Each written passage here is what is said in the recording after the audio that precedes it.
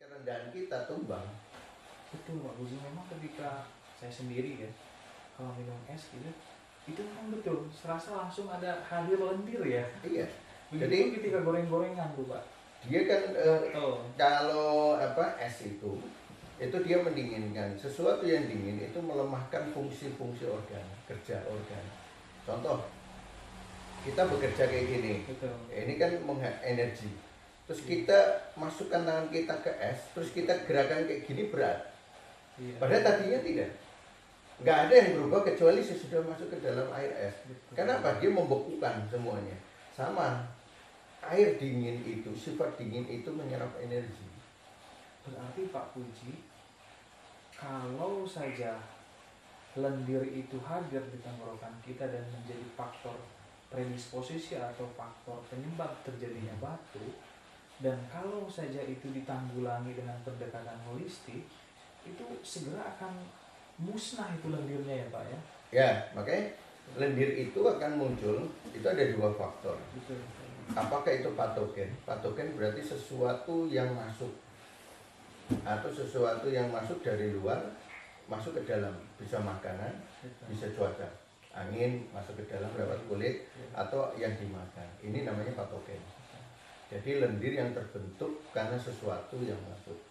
Terus ada yang defisiensi menghadirkan kelembapan, yang menghadirkan lendir. Berarti persoalannya tubuhnya yang terlalu dingin sehingga tidak mampu menguraikan makanan yang masuk di dalam diubah menjadi cairan. Ya kan? Iya. Sebelum diserap oleh usus kan? Iya. Nah, cairan itu harus didistribusikan. Artinya diserap dan didistribusikan. Nah, pendistribusian itu membutuhkan sifat panas hangat. Itu yang namanya energi. Kita bicara energi. Nah, kalau kita energinya lemah, kemampuan distribusi menjadi lambat. Ketika lambat, cairan tertumpuk dong di usus. Betul. Nah, cairan ini akan membentuk dahak lembab. Itu yang nanti kalau ke bawah dia naik cairan ke paru kan ada juga yang melembabkan paru. Nah, kalau dia suasananya lembab, cairan itu dia akan menutupi dinding-dinding alveoli ataupun bronkus ya. Nah, dia di dinding-dinding itu kan menempel. Ini saat ini yang memang menjadi momok lah kalau kita bilang Pak Puji. Situasi bagaimana pandemi ini terjadi ternyata juga memang tumpukan dahak. Pengaruh. Jadi problemnya itu. Dahak yang muncul itu kemarin yang luar biasa sejak awal pandemi kan kita lihat ya. Dari dahak yang pertama itu berbeda dengan yang terjadi kemarin itu yang lonjakannya sampai luar biasa. Karena cuacanya berbeda. Awal pandemi itu tidak ada cuaca seperti kemarin. Kemarin itu kan musim panas. Betul, ya. Di musim panas matahari dan bumi itu berada di titik terjauh. Jadi hawanya dingin di musim panas. Nah, itu kecampuran berapa patogen masuk jadi satu. Sehingga pengobatannya itu mengurai satu demi satu. Maka waktu itu kita sudah memprediksi ini pasti akan terjadi lonjakan yang luar biasa dan kematian yang banyak. Karena ini adalah musimnya penggali kubur. Terutama musimnya penggali kubur yang sifatnya tahunan, yang tidak muncul dalam setahun sekali ketika terjadi perubahan musim. Itu seperti itu. Nah, ketika ini sudah lewat, kita prediksi ini mesti akan turun sekali lonjakan daripada pandemi itu. Betul kan? Betul. Nah, akhirnya terjadi hampir 90% itu cepat sekali nih Pak. turun. Karena perubahan cuacanya ini kan kalau berubah. Betul. Kita lihat regulasi PPKM kita mulai di beberapa tempat, beberapa kota mulai turun. Iya, karena itu perubahan itu. Terus betul. Hari ini musimnya berangin yang kuat karena terjadinya mau perubahan dari musim kemarau menuju ke musim hujan. Nah, perubahan ini terjadi tekanan di mana yang tinggi membawa unsur air kepada tekanan yang rendah di mana musim kemarau ini kan tekanannya rendah. Nah, perbedaan tekanan ini menimbulkan angin yang sangat kencang dan angin ini tidak seperti biasanya pada tahun-tahun yang lalu. Nah, ini menimbulkan juga persoalan yang baru. Nah, itu makanya penanganan pandemi ini salah satunya dengan memperhatikan perubahan cuaca. Maka obatnya itu berbeda dari waktu ke waktu. Nah, ini, sahabat sehat dimanapun Anda, prinsip-prinsip ini ternyata harus komprehensif. Karena data-data yang Pak Puji ungkapkan ini sebagai sebuah analisa, rangkaian analisa yang tidak serta-merta muncul ya Pak. Iya. Tapi betul-betul itu bahwa ada iklim. Memang kita lihat, saya melihat sendiri Pak Puji, ketika ada musim batuk itu seperti musiman memang Pak. Makanya ini ketemu nih, Insya Allah. Jadi memang ternyata musim itu menjadi sangat berkorelasi sekali terhadap timbulnya beberapa gejala penyakit ya Pak Puji ya. Ditambah lagi pada aspek-aspek lifestyle itu ya Pak, konsumsi nutrisi. Nah ini Pak Puji, di tengah masyarakat juga memang batuk ini, kalau kita perspektif tadi ketika dahak itu hadir di tenggorokan, berarti kalau sahabat sehat holistik dimanapun berada tidak memperhatikan ini, tentunya keadaan lendir itu akan terus berada kalau tidak memperhatikan aspek-aspek itu dan tidak datang dalam hal ini penanggulangan secara holistik. Pada akhirnya lendir itu akan datang dan hadir terus di tenggorokan yang pada akhirnya iritasi ya Pak, yang pada akhirnya nantinya. Jadi kalau dia patogen, dahak disebabkan patogen, betul, ya. Maka ramuannya adalah yang mengusir patogen itu. Mau patogen dingin, lembab, ada sendiri. Mau patogen lembab panas, ada sendiri. Tergantung cuaca itu tadi ya Pak ya. Cuaca dan kondisinya. Dan lifestyle konsumsi makanan. Bisa jadi konsumsi makanan atau cuaca. Maka membuang dahak karena cuaca dengan pola makan itu agak berbeda. Berbeda. Walaupun agak sedikit bisa dikombin, tapi nanti punya spesifikasi sendiri.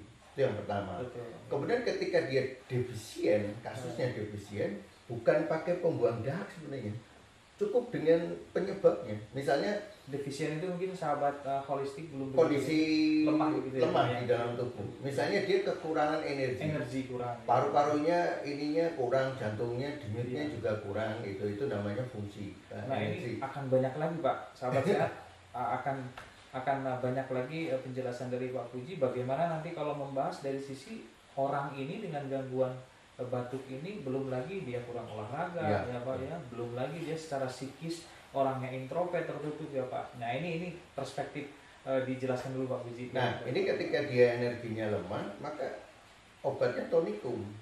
Kecuali antara kelemahan energinya dia dengan patogen batuk yang terbentuknya sama kuatnya muncul, maka obatnya dua, tonikum sama pembuang dahak.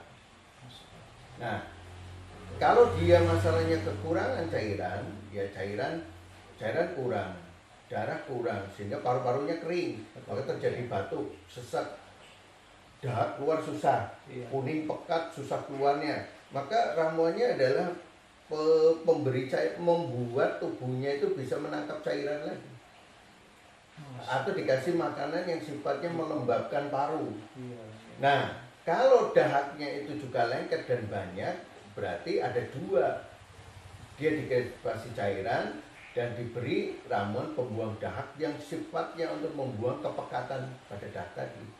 Jadi itu yang dikerjakan. Terus ada pertanyaan lagi ketika ini mungkin ada sedikit perbedaan persepsi cara pandangnya. Misalnya nah itu kan kalau musim cuaca itu kan flu itu kan virus. Kan melihatnya di virusnya. Dari sisi itu tidak salah sebenarnya.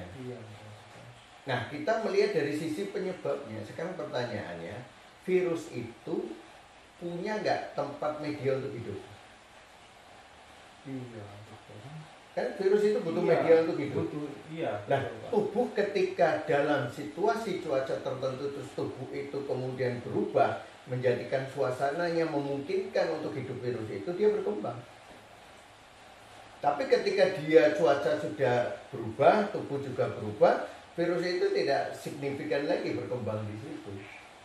Nah, kedokteran itu melihat virusnya, jumlah angkanya, kita melihat tubuhnya. Nah, artinya kan sama, hanya perbedaan persepsi saja. Bagaimana Pak Puji dengan pendekatan ilmu kesehatan holistik agar si virus ini tidak nyaman di tubuh kita, dengan bagaimana tubuh kita mengembalikan pada keadaan fitrah. Contoh kayak gini, ini piring, ada banyak semut. satu sisi kalau kita ngusir semutnya itu bisa pakai semprotan sesuatu yang membuat semut itu mati, tapi mengotori. Dengan melihat oh semut datang karena makanannya sudah dingin, kita panasi aja bawahnya. Kira-kira semutnya pergi nggak? Makanannya bersih nggak? Iya. Nah, itu aja. Masya Allah. Teman-teman, sahabat sehat holistik, ada lagi beberapa poin. Udah poin terkait nutrisi, poin terkait cuaca, kemudian yang ketiga poin terkait tadi tubuh defisiensi itu ya Pak. Kemudian juga defisiensi itu lemah, energinya. Gitu. Ini jadi satu kesatuan bahan analisa yang memang komprehensif ternyata Pak Puji. Ini kan fungsi holistik ya Pak. Ya sebenarnya holistik itu melihat dari berbagai sisi dengan bahasa yang sederhana. Iya. Tapi mau dibahasakan dengan bahasa yang rumit ya bisa, dibuat bahasa sederhana bisa. Cuma saya cenderung lebih suka dengan bahasa yang sederhana, mudah diterima.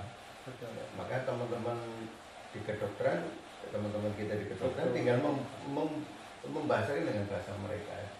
Tapi inilah perspektif holistik Pak Puji ini yang saya kira ini menjadi satu perspektif yang saya kira berbeda dari holistik yang ada. Dan sahabat sehat holistik dimanapun Anda, perlu teman-teman sahabat sehat holistik ketahui bahwa disiplin keilmuan holistik Pak Puji telah dikembangkan juga saat ini bekerjasama dengan Universitas Patriarka ya Pak. Kalau tidak salah sudah berjalan angkatan pertama ya Pak ya, dan itu terlegitimasi sertifikasi internasional.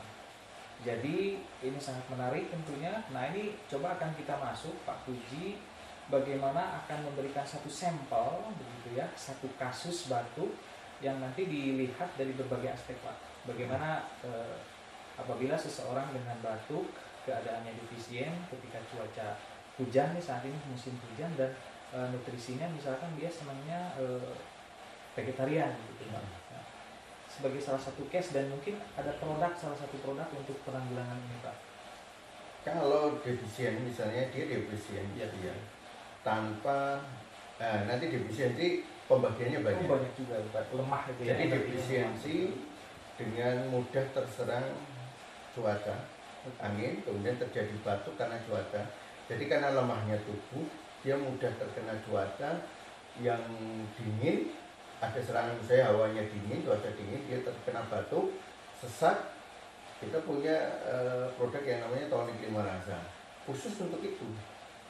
Tapi ketika dia anak kecil misalnya atau orang dewasa, banyak hanya dahak saja yang membuat dia batuk tanpa ada ini karena patogen. Betul, ya sudah madu peluru kita kasihkan sudah cukup. Termasuk anak kecil yang batuk-batuk diobati nggak sembuh-sembuh karena banyak dahaknya. Begitu dikasih 2 kali 1 sendok teh atau ini, dia sudah membaik itu. Dan tadi perspektif mengembalikan tubuh ke dalam keadaan fitrah juga menjadi bisa dengan penanggulangan herbal ini ya Pak. Baik Pak Puji, terima kasih banyak waktunya bincang sehat kita bersama pakar kesehatan holistik. Semoga Pak Puji sehat selalu dan kita akan kembali bersama di episode berikutnya. Assalamualaikum warahmatullahi wabarakatuh.